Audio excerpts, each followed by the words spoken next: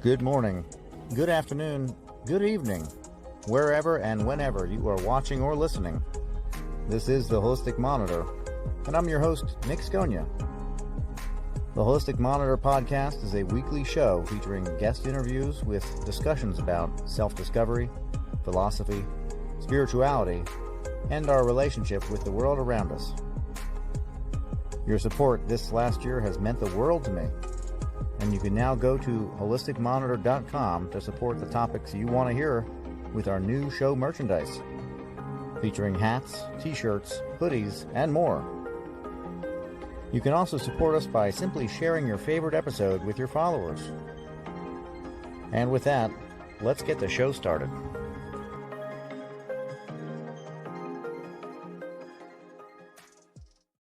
Nick Sconia, the Holistic Monitor, your host. And I wanted to have a minute to go over our upcoming show. We have Art Giser as our guest, and we're going to be doing a little talk on energetic NLP. He is a practitioner of this, and I believe the creator of the energetic NLP as well, which is neuro-linguistic programming. We're going to hear all about it and learn more, and even get a session in this podcast. So we're going to have a nice introduction to what energetic NLP is by Art Giser. So I'm going to bring him in. Hi, Art. How are you doing? Great. Really happy to be on your show, Nick. All right. Thank you for being here. Really appreciate it. So energetic NLP. This is different than regular NLP. Yeah, neuro-linguistic programming, right? In regular NLP is a part of energetic NLP. And for people who don't know, aren't familiar with NLP, it's neuro-linguistic programming. Everybody's heard of the most famous person in our field, who is Tony Robbins. Now, he has his own way of doing things, rah, dominance and all that kind of thing. But the core of his power to change people's lives comes from his study of NLP. And I've been an NLP trainer since 1985. I studied with all the developers of the field. And early on, I realized that you could do a lot of magical things with NLP, but like anything, it has its limits. And I was also studying healing and transformative energy work, and you could do miracles there, and it has its limits. I was studying spiritual principles. Those have its limits, psychic development. And so I'm the kind of person I like to, like when I'm cooking, I just start mixing things together. Sometimes it's great, sometimes not. But so I started weaving these different elements together, and that was the birth of energetic NLP. So it has the NLP, spiritual principles, healing and transformative energy work, particularly remote energy work, and then intuition, psychic development. Very interesting. Okay. And where does NLP come from? Well, it's funny you would ask, because I was actually at the spot it came from just a week ago. NLP started here in California at University of California, Santa Cruz. Ironically, it started a year or two after I graduated, which I find very interesting. And we just had an NLP leadership summit in Santa Cruz and went up to the campus. And the people who started it, their question was, back in those days, mid 70s, traditional psychology talked about it took 5-10 years to make a deep change. And in fact, an old Woody Allen movie, he's talking to his girlfriend and he goes, "I've only been in therapy 12 years. Yeah. Remember a wonderful psychologist, and she's going, "Well, I have to work with somebody at least 5 years to make a deep change." And the people who started NLP went, "Well, we know of therapists who can get deep changes with people much more rapidly than that." So they started studying them and videotaping them. And this is when a videotape machine was like this huge thing. It wasn't like bringing in your phone. And they developed this whole way to do first therapy and then coaching out of NLP. But they also realized you could use it for the opposite. So you could use it to take care of problems, but you could also use it to find out what's the interior, the mental components to create a skill, and then teach that to somebody else. And NLP is miraculous at both, changing limiting beliefs, changing old programming. It's an incredible field. Yeah. I've delved into it a little bit. We have the function of self-awareness formulas, which is akin to it. I believe there's a lot of the same processes with self-awareness, SAF. and NLP, whereas NLP, I think, is very specific to working with the person from where the person's coming from directly. I don't think there's an intermediary of any sort. SAF uses a questionnaire to get at the person's situation. So it's a little different in that regard. As far as for a session for somebody in NLP or energetic NLP, Right. Would they come in? This is going to be done, remotely, right? This is something that can be done on Zoom. Yeah, most of my clients are all over the world. Yeah. I rarely have clients like close to where I live. And I've done, pre-COVID, I did a lot of work in some in South America, Paris, a lot in London. London's kind of home away from home. And but the work can all be done remotely, which even actually back in, I think, 1983 or 4, I was in rural Brazil. I didn't even have really good internet. And there were 3 of us leading the program, one in Wales, one in the US, and I was in Brazil. And people all over the world were on it. It was, a teleseminar. And I remember thinking, oh, this is my future. I can be anywhere. And with remote energy work, because from my angle, if we're in the same room, I mean, it's always nice to be in the same room. But in terms of working with somebody's energy, it doesn't matter to me if we're in the same room or they're on the other side of the planet. It doesn't make any difference energetically.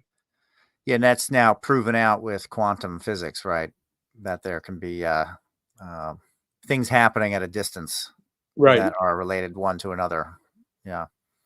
And of course, people do it forever. I mean, people would pray for people at a distance. And there's so many people who go, I don't believe in energy work at a distance, but I'll pray for somebody. It's like, yeah.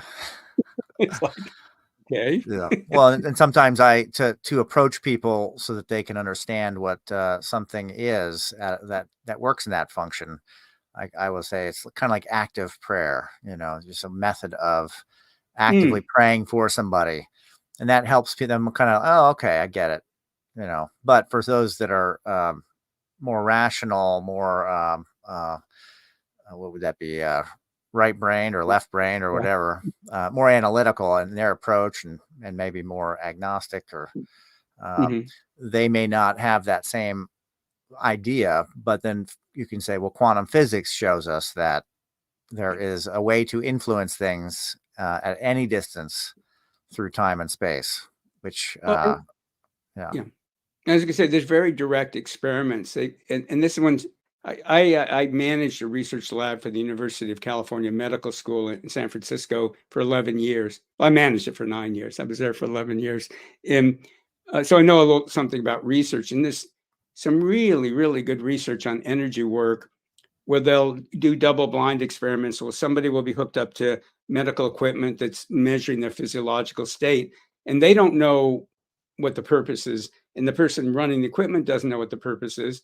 And they can have a healer in the next room or 100 miles away or whatever, start sending them energy. And when they start sending them energy, the instruments show a change in the person. And it can't be placebo, because neither they nor the person running the equipment has any idea what's going on. And then when they stop doing it, things change. And even with rats, they've had experience where you send energy to rats and their physiological response changes. And I'm pretty sure it's not, they're not going, oh, the nice person sending me energy. I don't think it's placebo in their case. Right. And really, we don't really understand what is behind the veil on that. Maybe that the rat is in a higher realm saying, oh, yay, this person's sending me energy. And that's the buffer. But we don't know. But really, we put our intent into something like that. And there can be a blind wall of recipients, and the recipients would get the benefit out of that. Good. Yeah. So, and then that's kind of what proving out what you're saying is that there could be something more to it, but it works either regardless of what we want. Well, I'm simultaneously, I'm out there, but I'm also very practical. Yeah. Like I say, I've researched for years. And when I teach a course, I make people take the energetic NLP pledge, which I won't do the whole pledge, but it boils down to don't believe anything I tell you. And I go, my goal is always that you connect to your own spiritual wisdom and your inner information, your deep inner wisdom. And I go, and this is one of the things I learned from NLP that I loved. is in traditional psychology, they're always going, this is the way it is. If you're a man, you want to kill your father and have sex with your mother, and women want to have penises, and like we're Right. all the same in these boxes. And in NLP, they went, well, we're going to put models of thinking about people in front of you. Don't take them as truth, take them as models, just like in science, and that see where they work, and when they don't work, change the model, but don't believe it. So Right. that's one thing's unique about energetic NLP. I don't tell people your chakra has to look like this and has to go in this direction, because I actually don't think that's really true most of the time. I think it's a useful fiction. Yeah. Well, and it's a useful way of presenting the instruction. Yeah, But that part that you're saying is don't believe anything. Basically, is to say that there's going to be abnormalities in that. The blue light might function very different from one person to the next. right. And it will work for them, and that will work for them. But right, take it as it comes, as it's presented, versus based on our intelligence. Well, Yeah. even going beyond that, so people say, well, your chakras look like vortexes coming out like this. Mm, Well, a lot of the Eastern traditions, they go, no, the chakras are in a central channel called the Shishun into your spine, and they're right. facing up, not out. And to me, it's like they're both true. They're both like little pieces of a reality. When I Yeah. look at some chakras, they're dynamic and multidimensional, and you can't put them in a little box. Hmm. So in order to think about it, we need to have models. But to me, as long as you don't think the models are the absolute truth, then they Right. help you. They'll put a cap on you, though, if you think that's exactly the truth. And unfortunately, well, in my opinion, unfortunately, a lot of people teach it as like this is the truth, rather Hmm. than there's a way to think about it. And the greater reality is so much more complex and beautiful than that. Yeah, I think that with a little bit of observation, most people would find that to be the truth. Is that there's many ways that things function, Right. and multidimensional, basically. That things are happening in a very layered and multidimensional way that are going to be on their own path, so to speak. But on the Yeah. inner level, we can get it, and which is what's great. There's a term. Are you familiar with the term to grok or grokking? Yeah. And for people that aren't, it was it was made up by Robert Heinlein back in the 60s in a science fiction book, but it's now in the dictionary. It's a real Hmm. word. And grokking means to go beyond intellectual understanding to become one with something. And the example I always give people, I was in the OBGYN department where we were doing research. I know a lot about pregnancy. I do not grok what it's like to be pregnant. Right. Right. It's just, yes, I know it up here. I don't Yeah. know it, nor do I want to personally. Right. But Yeah. um, so grokking is like this when you become one with something and you understand it. So in energetic NLP, we have concepts and we use them, but we're always using those to open it up so that you can grok it. And you may never be able to put it into words, but you can work with it and use it. Hmm. Okay. Now, a lot of people are very familiar with Reiki, which has Mhm. taken a lot of attention. It's very popular. This is a method of, I would say, attuning to a certain vibration or frequency through Mhm. symbols and Right. intent, and then utilizing the body's chakras to actively pray for somebody in some way, um, but removing the person from it as much as possible. The universal life force is to be Right. the main thing that's functioning there versus the person's own energy. Does energetic NLP have safeguards? I'm always big on grounding. Finding the way to ground out the energies coming in or going out. Is there something like that in energetic NLP? First, I'm thrilled that you're bringing this up because so many healers are unhealthy and psychics because they've just absorbing. I don't know if you ever heard of Lilydale. It's an old spiritualist community in upstate New York. Been Mm, there 150 years, and I taught a workshop there this last summer.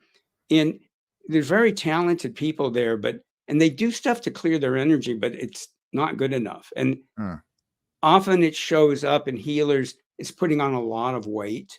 mhm, There's nothing wrong with putting on a lot of weight, but a lot of, if you're not clearing your energy, often that's what will happen. And just I would look at their energy and go, these are wonderful people, but they would do a little clearing. So yeah, massively important to be grounded, to clear. And what I was taught and what I've included in energetic NLP is the idea that everybody's the sovereign of your energy field. Right. So, people talk about energy vampires. I understand why they say that, but I think it's a really bad way to think of it. Mhm. Nobody has the power to hold on to your energy unless something in you is letting it happen. They're not more powerful than you are. Nobody's energy can stay in your energy field unless it's hooking into something of yours. Now, we have a lot to hook into. We have karma, we have spiritual contracts, conscious beliefs, unconscious beliefs, energetic programming, unconscious programming. So in energetic NLP, we do a lot of clearing whatever those energies, well, a certain amount of like trying to keep the energies out. And we tend to do that not so much by protection, but as kind of more like a keto, like we divert the energy rather than stop it. We just Mhm. change course into the earth.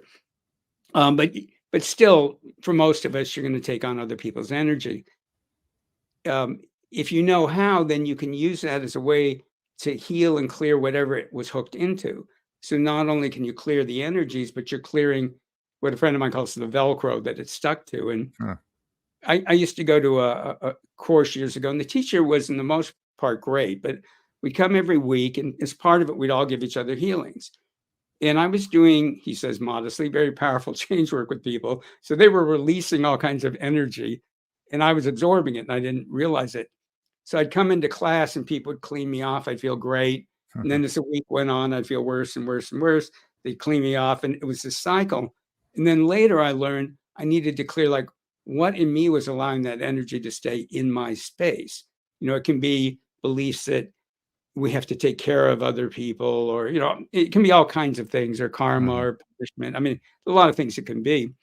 But when you clear that, not only do you clear the energy and it doesn't come back, but you get all kinds of wonderful changes, because whatever you healed and cleared develops you personally and spiritually. So it makes your life better in all kinds of ways. So, but I'm really, I'll teach courses sometimes, and people go, well, I went to a course and in 2 hours they opened us up psychically. And I'm going, yeah, you Hmm. can do that, but you're not going to learn how to do it safely in two Right. hours. Yeah, and how long does it hold open? Right. Does it Yeah, stick? but it's even more. I mean, that's more or less what happened to me. Well, I mean, it was a weekend workshop, but they didn't teach us anything about clearing energy. And what I could do at the end of the weekend workshop, I mean, it was blowing my mind what I could do. Mhm. Um, but then, and I was in really good physical shape. I was one of those people at the gym that people would come up and go, what should I do for my arms and stuff? So I looked great. And I started feeling the worse and worse and worse, because I was absorbing all these energies. My stomach would hurt. My sinuses were going crazy. Mhm. And I'd go to the doctor, and they wouldn't call me a hypochondriac, but they'd always go, well, there's nothing wrong with you. And I go, well, I'm happy to hear it, but what's going on? And Yeah. it wasn't until I met one of my first teachers. I met him socially, a man named John. There's a lot of John. I've a lot of teachers named John, and this guy John Norman. He looks at me and he goes, "You're very psychic." He goes, "You pick up a lot in the telepathic channels." He goes, Mm. "You think it's sinus problems." And I went, when somebody says something to you, you can feel the truth. It was like, Yeah. that's it. That's what's going on. That's why the doctors can't find anything. Right. Yeah. Revelation cures, and then you were fine, right? Once you had a source, once you Well, had no, an I had to idea, clean them. you still had to clean. Yeah, I had to clean and Yeah. keep clearing what was causing it to happen. So it wasn't like overnight everything was better, but I Yeah. now have a path forward. Right. You know, You had the answer. That's the yeah. key. I used to think, when am I allergic to people's emotions? Because people get emotional, and my sinuses would get worse. I'm thinking, Mm. is this like psychosomatic? Do I Yeah. have an allergy to emotions? Empathetic response. Yeah. Yes. And so with with like modern times where we're at now, Yeah. what's the typical person that you see? What are they coming in with? What is their want and desire? What are they looking to fix? Well, there's a lot of variety in that. The one thing that almost all of them have, I think of them like flowers, is the people that are attracted to my work, they want to grow towards the light. They want to keep blossoming. And they may be driven by some big problems, but they also just have this awareness that they have so much more potential. They don't know how to get to it. And a lot of the people in my programs are Reiki masters. They've been doing energy work for 10 to 40 years. And they're looking for like, what's the next step for them? But in terms of problems, it can be, anxiety or other kind of ongoing emotions that give them problem. It can be blocks in their careers or success, blocks in relationships. I can't legally say that what I do helps people with their health, but people come to me to complement the medical work that they're doing, and sometimes it's quite miraculous. Again, I'm not making any claims. Yeah. A lot of people, but they all want personal and spiritual development. The people that are attracted to my work, even more than the getting out of the problems. Some have low self-esteem. Some just, they either they're perfectionistic or they're just overthinking everything, and they're kind of making their life way harder than it can be, or they think that in order to grow spiritually, it has to be hard work and disciplined. And in energetic NLP, we try to make it easy and fun. and, Yeah. and Right. I believe people change more, even if it's a very serious issue. We laugh a lot. I do goofy stuff. If they get too serious in my classes, I'll start singing Old MacDonald because I like doing the animal noises. And it's only so serious you can be when your teacher's up there going oink oink here. Yeah. And they loosen up, but then their abilities blossom and their lives blossom. Yeah. Yeah.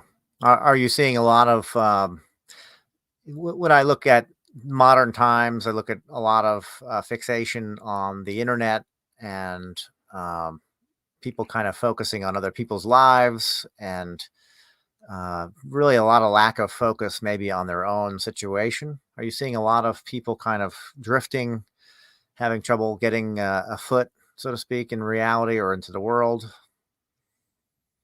Well, I answered that two different ways. Definitely, because the whole energy of the planet and the human consciousness is shifting. So Hmm. people, a lot of people a lot of the people attracted to my work. They've done a lot of personal spiritual development work.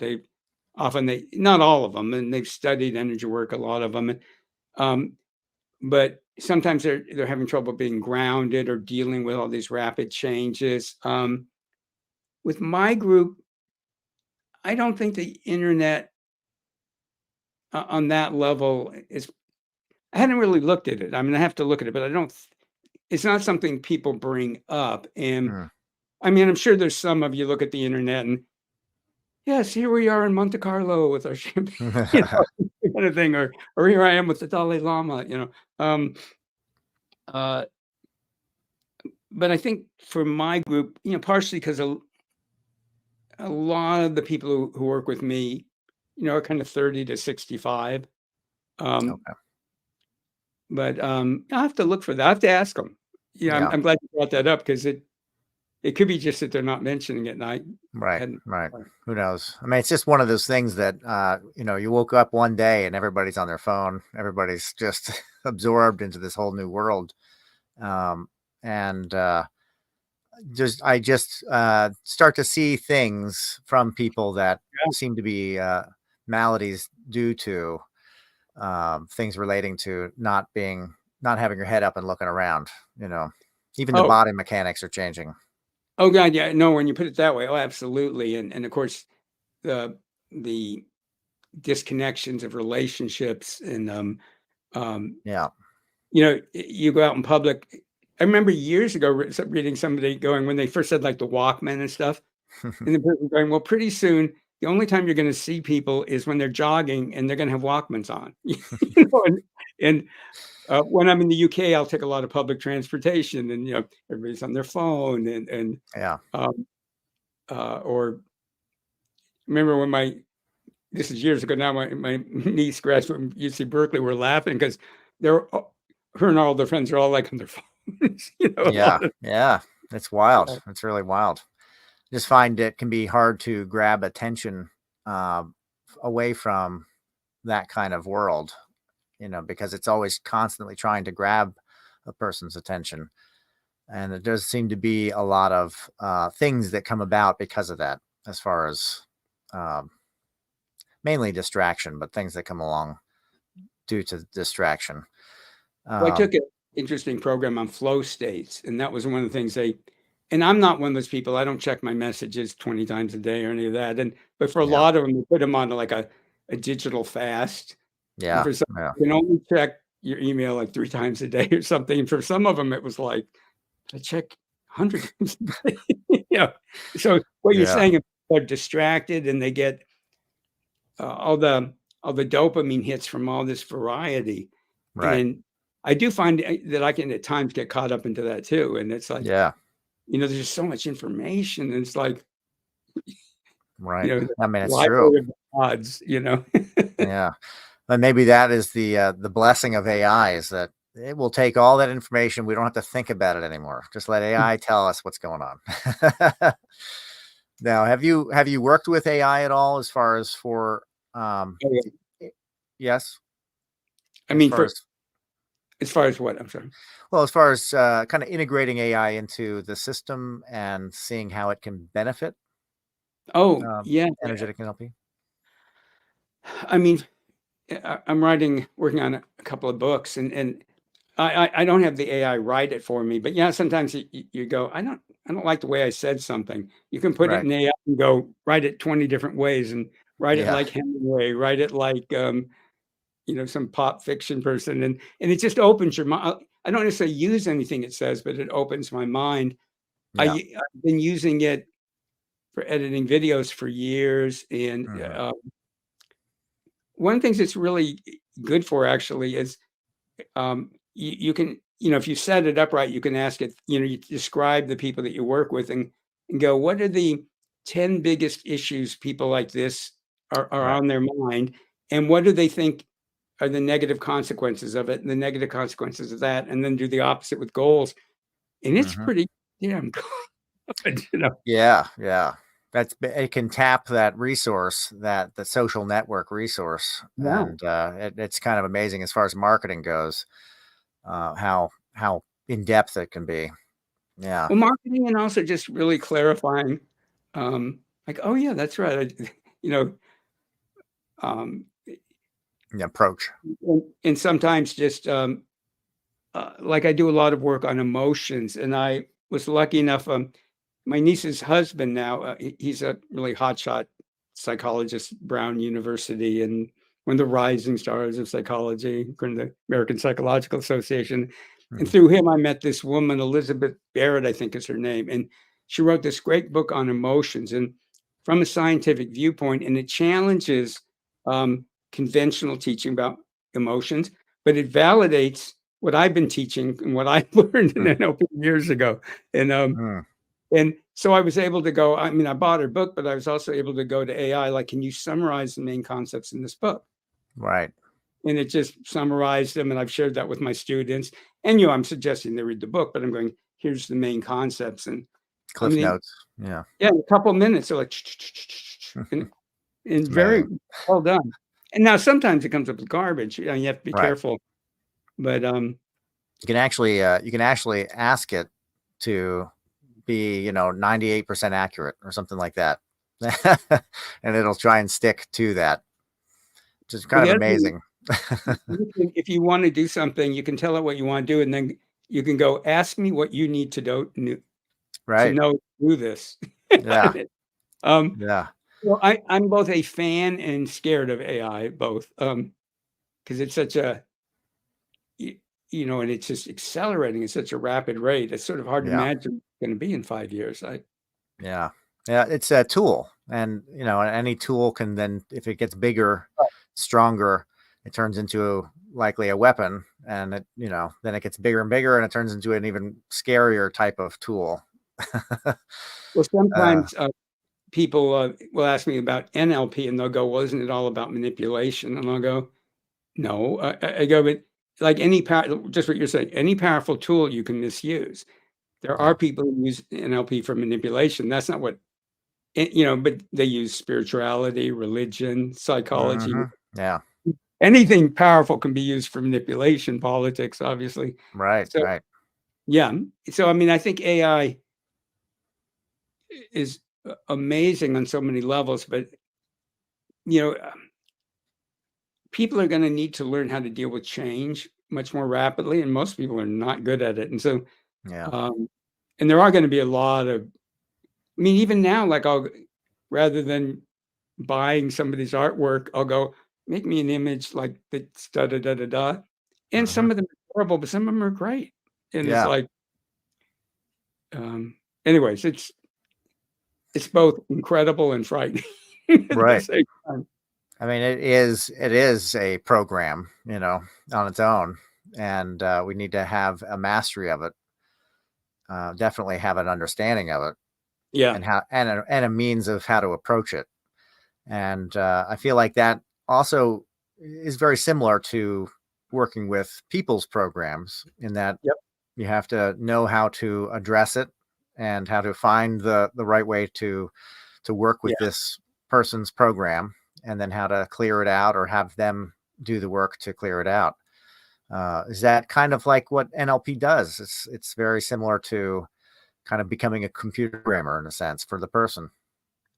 Yes. And there's different, um, very different parts of NLP. And NLP, um, the original definition, well, I don't know if it's the original, but one of the early definitions was it's the study of the subjective nature of experience. So the people who started NLP and why it could be so rapid, they were going, well, traditional psychology is going, how did you get the way you are? In NLP, we'd say, no matter how you got the way you are, how are you creating it in this moment? Hmm. So if you have low self-esteem, no matter what happened earlier in your life, to keep having low self-esteem, you have to keep creating it. To have Yeah. high self-esteem, you have to keep creating it. So NLP looks at how people structure, like people talk about visualization, but NLP takes that to a whole incredible level, something called submodalities, which are like an unconscious coding system. And you can Mm. literally take a belief and turn it into a doubt. You can take a doubt and turn it into belief if the person wants to, by Right. finding how they code these things. You can turn grief into acceptance. I mean, but this is just one part of NLP. So sometimes you're very deliberately reprogramming them, and if you're doing it ethically, you're reprogramming them in the way they want it. Hmm. But there's a whole other part of NLP based on Ericksonian hypnosis. I don't know if you're familiar with that. No, but yeah, I know that concept. In an Erickson hypnosis, sometimes you're directed, but it was started by a psychiatrist named Milton Erickson. And when you're doing that part of NLP, you're trusting that their unconscious mind and their spirit have the resources they need. So you'll set up situations for them to learn without, and let them do it on their own. Like Milton Erickson sometimes would tell his clients, like, go to the botanical garden and you'll discover some of the answers you need. Well, if you go to a botanical garden thinking that, you're going to find all kinds of metaphors, and and your mind will come up with incredible things. Right. Um, uh, so, and there's more intricate ways to do it. But, well, I'll give you another example. I had a client once, a young guy, who was very afraid of other people, and so he wouldn't really watch people. So he was a nerd in the old sense of it. That a really nice guy, but he wasn't getting the social cues. Yeah. Right. So I didn't tell him why, but I gave him this assignment. I go, I want you every day watch a half hour of television, watch a show you don't normally watch, but with no sound. And your only job is to notice when somebody's emotional state shifts.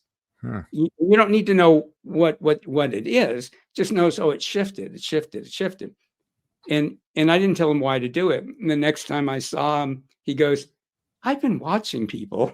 And I went, oh, really? And he goes, and he was a young black man. He goes, a lot of people are afraid of me. And I go, Hmm. well, unfortunately, as a young black man, that's going to be true.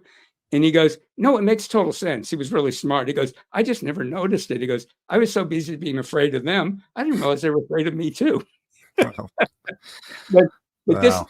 actually gave him confidence when he realized I'm not the only scared rabbit, but it Right. also gave him the ability to connect with people better because he could tell when they were shifting. So that's Okay. a more Ericksonian thing. You know, I set it up for things to happen, but I let his own unconscious mind figure it out, you know, Yeah. kind of thing. Yeah. Right. Get to the Other conclusion of time, it. you teach them very specifically, like think this, think this. So we do both. Yeah. Yeah. Now you would mentioned prior that you would do something for the audience as well, like a Yeah, session of sorts. yeah, we can do a short energetic NLP process. It's very effective. And for people, you know, we're going to be watching this as a recording. It works on recordings, but don't listen to this while you're driving or anything. Uh, as I said, one of my specialties is remote energy work, and it works even when you're watching a video later. You I don't know how it works. You know, people give me quantum physics explanations, but it works. You will It works. access energy, and I tend to bring in some very high frequency energies, and they get you to go really inward, not how you want to be when you're driving. So, Right. Right. so if somebody's listening to this and driving, turn it off till you're not driving, or have a sharp knife and they're cutting things. You know, it's not the right time for that. Machinery, heavy machinery. Yeah, right, driving a tractor. In energetic NLP, there's 4 things we're always doing. One is you set your intention, and people are used to that. And an intention, by the way, doesn't have to be specific. People get beat up like, you have to be specific. And and that's fine if you're specific. So let's say somebody wants a new career, but they don't know what it is. Their intention can be, I have a career and I love it and I'm well paid and people value me and I'm helping the world. You don't have to know what it is. You can be clear about the experience you want, Mhm. but you set an intention and you add the words or better. And you add that so you give your unconscious mind and your spirit permission to do something even better than you had in mind. Because as you know, a lot of times we have something in mind and that something even better happens. Yeah. So you set your intention or better, you give permission to receive the benefits.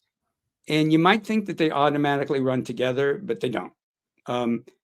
And permission's a whole big thing we do in energetic NLP because there's permission from your spirit, your soul, your conscious mind, your unconscious mind, your body. But for right now, just the conscious permission alone is really powerful. So it's intention or better, permission, and then you put what we call your miraculous self in charge, which I'll explain in a minute, and you give it permission to be in charge.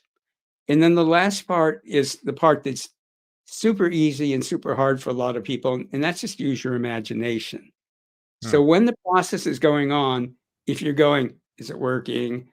I'm feeling this. Should I be feeling something else? Should I be talking to myself? If you're analyzing all that's going on, you get in the way of the energy healing. So, and some of that will go on for a lot of us, but mostly just while it's going on, I want people to just imagine it's working. They don't need to believe it's working. It's not faith healing, but just imagine it's working. Just like when you were a little kid and you imagined you were an astronaut or a singer or the president of the United States or garbage truck driver, whatever appealed to you when you were a little kid. You know, it wasn't about whether it was true. You were just having fun imagining.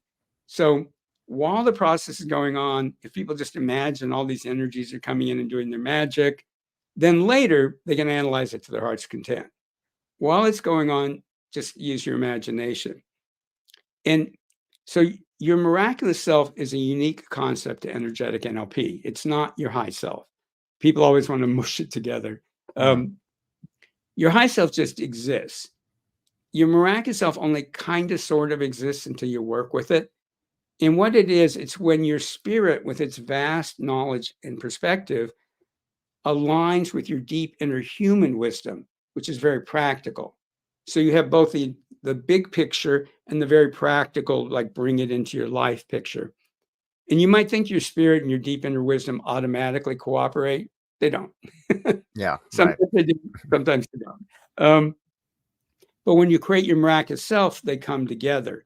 And creating it is super simple, and we'll go through it. I mean, it takes a minute, literally. And you can think of it like a muscle in your body. It's only kind of that you've never used. So it kind of exists.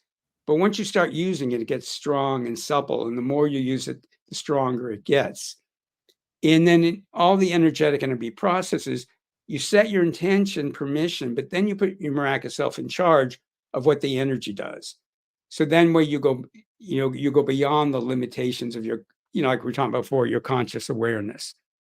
So I'll take people through it. So we'll create the miraculous self, takes a minute, and then we'll go through a simple, powerful way to clear other people's energy out of your energy space.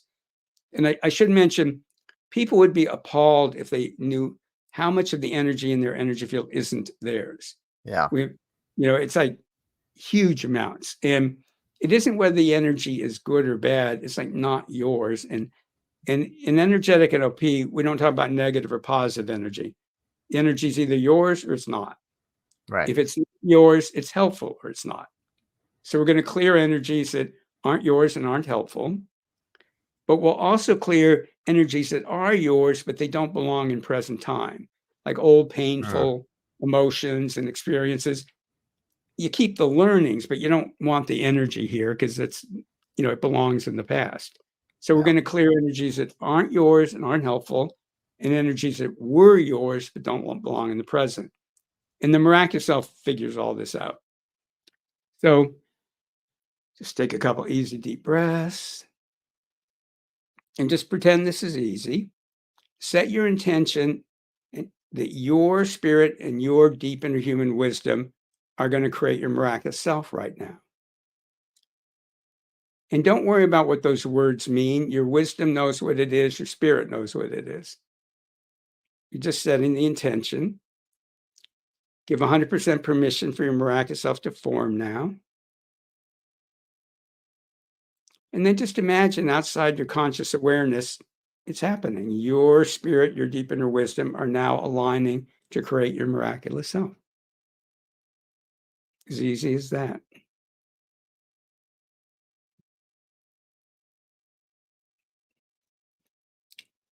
And then the goal will be to put the miraculous self in charge of the rest of this process. So the unconscious mind and your spirit respond really well to symbols and metaphors. It's why our dreams are hard to interpret, because they're so symbolic. And one of the symbols that we use a lot in energetic NLP or metaphors is the idea of a magnet. And everybody played with a magnet when they were a child. And so it's wired into you that a magnet has energy and it can pull things to it. It does all the work. So if a pin and a magnet, all you have to do is let go of the pin, the magnet takes it. All you have to do is let go.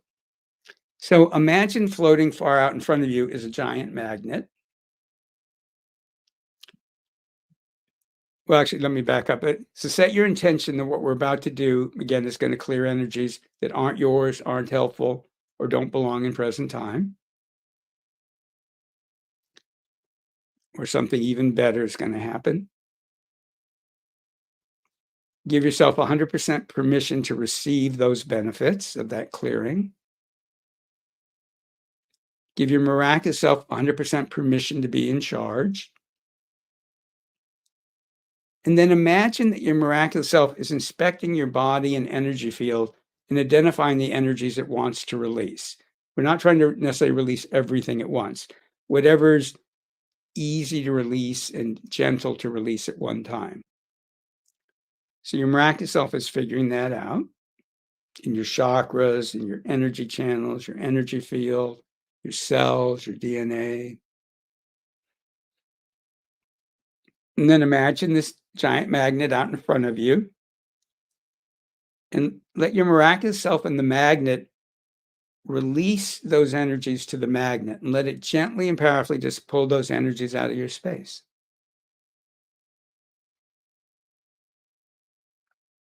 And if any of the energies sort of fight back, if there's a tug of war, leave those alone for now. Just whatever comes off easily.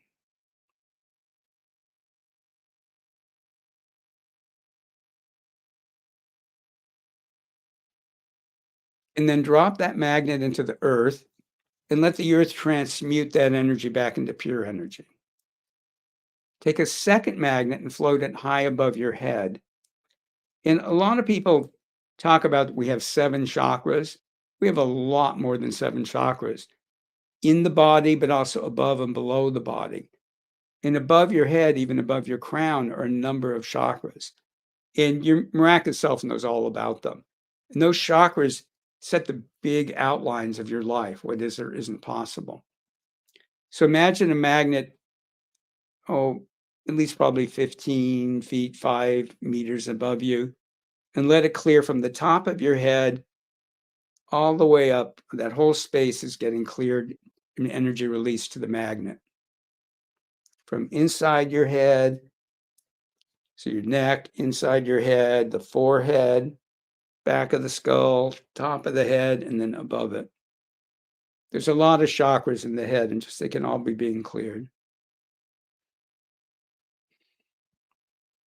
Then take that magnet, put it in the earth, let the earth recycle the energy. Take a third magnet, this is one of my favorites, put it behind you. A lot of energy literally hides behind the back of you.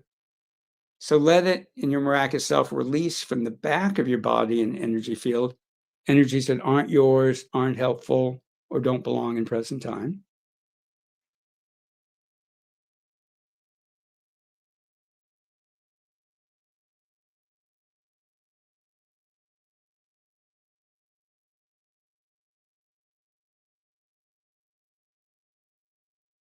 Drop that into the earth and let the earth recycle the energy. And then the fourth and last magnet is already in the earth. It clears from the base of the spine on down. So all around your legs, going down under your feet, and all the energy channels and chakras in your legs, particularly in the hips, knees, ankles, feet, toes, soles of your feet. Energies are being released into the earth and transmuted. And to quote Aristotle, nature abhors a vacuum. Nature abhors a vacuum. So whenever you clear energy, you want to fill up. Ask your miraculous self to now fill you up with more of your authentic essence and with supportive earth and universal energies. And again, your miraculous self knows what your essence is. So it's filling you up, your cells, your DNA, organs, body systems, your chakras, your energy channels, your energy field in and around you in all directions is filled with your essence and supportive earth and universal energies. And then that's it. Real simple process. Again, 4 magnets in front, above, behind, and below. And then you fill up at the end. Yeah, that's great. That's a great meditation of sorts. Yeah. Yeah, it is. It is a meditation. Absolutely. The miraculous self, Mm. would that be akin to the like the hero, the person's personal hero of sorts? This joining of these two different realms to make kind of like our highest and best. Would that be something like that? Well, a couple things. One is I like to get people away from the highest and best. And I'll tell you Hmm. why. A friend of mine pointed this out to me years ago. It's like often when people say that, I'm not saying you are, but they get real perfectionistic. Yeah. And if they go, as long as it's for the highest and best of all, and I go, what if it's just really good? You know? So, you know, so I don't know if it's our highest or our best, but it's our spirit and our deep inner wisdom. So it's pretty damn good. Yeah. Right. Whatever Right. Right. Right. and, Well, uh, the absolutes. We want to stay away from the absolutes. yeah, just because we all tend to contract around those. Yeah. I mean, we expand, but also you get it. Yeah. And yeah, I mean, you could call it your hero. It would depend what that. The only, I mean, when you say your hero, the heroic part of yourself, right? Because you don't want to see Yeah. it as not you. Yeah. Yeah, Right. yeah, Well, it's like the idea of kind of your top line achievements in life, the things that your goals, all these things that you maybe visualize for yourself to be this one side of you or this one part of you that's just, you know, always arrives at the right time, that kind of thing, Oh yeah. you know, Yeah. that's just in tune with everything around it, that has the talent Okay. hold, Yeah. that part of us that we would want to seek out. And but here we Right. are visualizing and allowing it to be and allowing it to take control, which I find is very interesting. And it's like a safeguard where people often will say, like, well, what are you inviting in? It's like, well, I'm not inviting anything in. Yeah. That's something that you always want to do, is to make sure that you allow only those things that should be there, and in a way clearing out the other people's energy, other Yeah. people's things on you, which is very important too. Really Yeah. great. That's a powerful, yeah. Yeah, you really nailed it, because if your miraculous self says this is the energy you want, then it's the energy, it's your I mean, spirit, your wisdom. So that's exactly what I'll tell people. I often they'll go, well, what is it exactly coming in? I'll go, I don't, I don't get in the way. If my yeah, spirit, my wisdom says it's the right energy, my conscious mind right, doesn't need to micromanage that, because it won't do a good job. right. Well, I think that is the concept of highest and best, is that it's out of the person's hands to know what that Yeah. is. Who the Yeah. heck knows what highest and best is? But Right. it does, yes, it can be very limiting in that it has to be this one thing. The mind might trap it, but the highest and best is to be like, hey, I don't know, whatever, and people will throw it to whatever my higher self wants, or to follow the higher self, that sort of thing, which a lot of times doesn't follow Yeah. the person's rational, state Right. and wants and Absolutely. desires, Yeah. you know.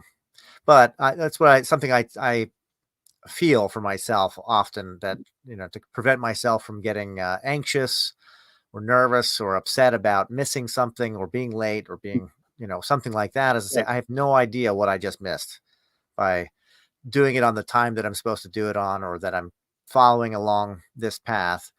I may have avoided an accident. I may have, who knows? I just have no idea. I may get in an accident, and if it was 2 minutes long further along, or whatever, I may have been in a worse accident. Oh, Um, exactly. it's far Exactly. be it for me to know what the plan is. Well, that's kind of a funny experience. I totally agree with you. And I I was taking this class in Marin County, north of San Francisco, and then a bunch of us were going into San Francisco to this kind of old, from the 60s, even, like, kind of coffee house place, and fun place to hang out. But it's in a place that's hard to get parking.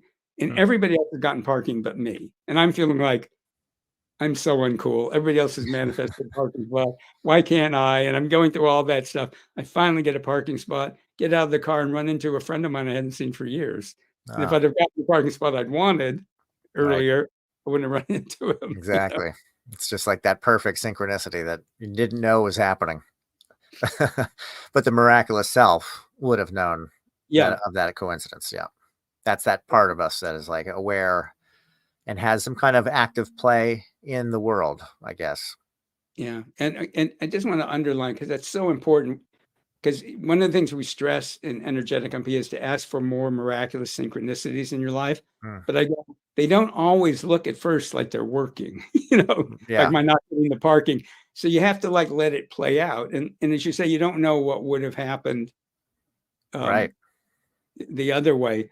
Um, but yeah, I'm glad you said that, because it's just so important to be able to, like, well, let's see how it plays out, you know? Yeah. Yeah. And that's where we find ourselves. We can trap ourselves getting anxious, getting upset about the situation, not being able to find that parking spot. That can be pretty frustrating. 15 minutes in, you still can't find Right. a spot. Like, what am I doing? Well, But it's people, following their that plan. heart's broken, they get divorced, and then, not always, but then sometimes they find the person who's perfect for them. Right. You Right. know? And everything else falls together. Yeah. Yeah.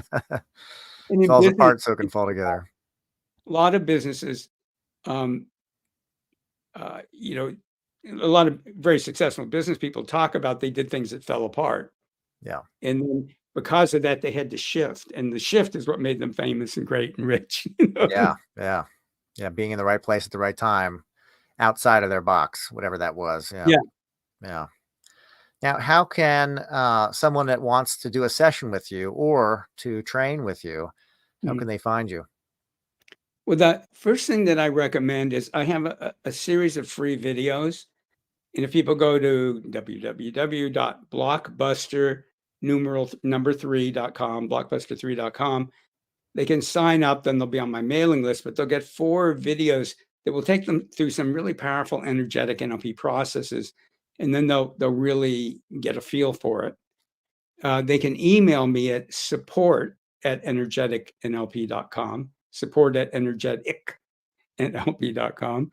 And I also on Sundays, um, whenever people listen to that, I don't know if it'll go on indefinitely, but every Sunday at 10 a.m., I lead an energy meditation called Change the World from Your Living Room. And we do a world healing meditation, but then everybody gets an individual healing meditation, or we go through the body and chakras and do a healing. And a lot of people tell me it's the highlight of their week. Oh, Again, it says modestly. Um, and it's also free. And then I have training programs, everything from on demand to year-long programs. I have a variety of things. And once they're on the mailing list, they'll hear about them.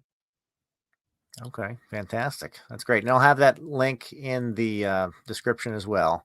Great. Well, really great having you on today and going through this. This is fantastic. Sounds like something that would be really advantageous for people to look into, take a little bit more control over their lives, grab the reins of the subconscious, and take control of their worldview and their life. Yeah, And it's easy and fun. and easy and fun. That's right. There we go. Well, thank you again. Really appreciate it. Well, thank you, and I appreciate what you're doing in the world, and I'm really pleased to be part of your podcast. Thank you, Art. Take care.